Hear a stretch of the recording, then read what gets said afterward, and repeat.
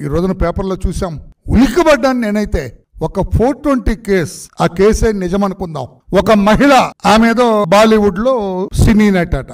ఆమె ఇక్కడ కృష్ణా జిల్లాలో మొవ్వ ప్రాంతంలో, పామరు నియోజకవర్గం మొవ్వ ప్రాంతంలో ఉండే ఒక ముఖ్యమైన వైసీపీ నాయకుడికి పరిచయం అట. ఆ పరిచయం కాస్త ఇంకొంచెం ముందుకు వెళ్ళింది. వాళ్ళిద్దరికి ఏదో కొంచెం మనస్పర్ధలు వచ్చినాయి, తేడాలు వచ్చినాయి. పెళ్లి చేసుకోమని ఆమె అడిగిందట, చేసుకోనని ఈయనన్నట. ఆ డీటెయిల్స్ లోకి నేను వెళ్ళటం లేదు, ఎందుకంటే అంత నికృష్టంగా, అంత మహిళల్ని చూస్తున్నాం కదా రోజు. వాళ్ళ కథలు క్రీడలన్నీ కూడా మనం చూస్తూనే ఉన్నాం. తేడా వచ్చి పెళ్లి చేసుకోమని బెదిరిస్తుంది అంటే ఒక చిన్న కేసు రిజిస్టర్ 420 లేకపోతే ఇంకేదో కేసు చేస్తారు, థ్రెట్ 506 IPC కేసు రిజిస్టర్ చేస్తారు. కానీ ఈ కేసుకి అత్యంత ప్రాధాన్యత వచ్చింది. ఎప్పుడు వస్తాయి ఇటువంటి ప్రాధాన్యతలు? ఏదో దేశ ప్రధానం, దేశ రాష్ట్రాధిపతి, వీళ్ళెవరన్నా ఇక్కడ అంతటి వాడైన సజ్జల రామకృష్ణారెడ్డి గారు ఇంటర్ఫియర్ అయ్యారు. ఇక్కడ కథ అంతా కూడా మారిపోయింది.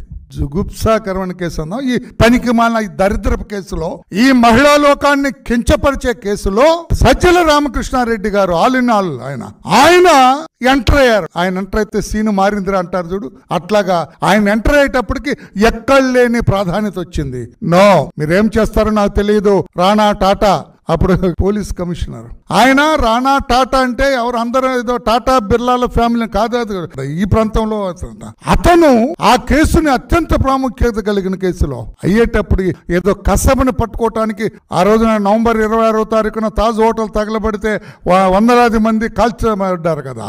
ఆ కేసులో ముద్దాయిన కసబను పట్టుకోవటానికో, లేకపోతే ఐఎమ్ సారీ ఎక్స్ట్రీమిస్ట్ నాయకుడైన కొండపల్లి సీతారామయ్య గారిని పట్టుకోవటానికో వెళ్ళినట్లుగా విమానంలో వెళ్ళారట ఒక టీం ఆ అమ్మాయిని తీసుకురావటానికి. ఆ మహిళ, అది యాక్చువల్ గా నాకు తెలిసి ఆ మహిళ ఫిర్యాదు అయి ఉండాలా, ఈ వైకాపా నాయకుడు తను ముద్దాయి ఉండాలా కేసులో. పోలీసులు నిజంగా పనిచేస్తే మరి పోలీసు వ్యవస్థ తెలుసు కదా, 5 సంవత్సరాలు జగన్మోహన్ రెడ్డి గారు ఎలా వాడుకున్నారో, ఎలా ఆటలు ఆడుకున్నారో పోలీసు వ్యవస్థ తోటి, ఎలా చెడుగుడు ఆడాడో పోలీసు వ్యవస్థ తోటి మనకు తెలుసు కదా.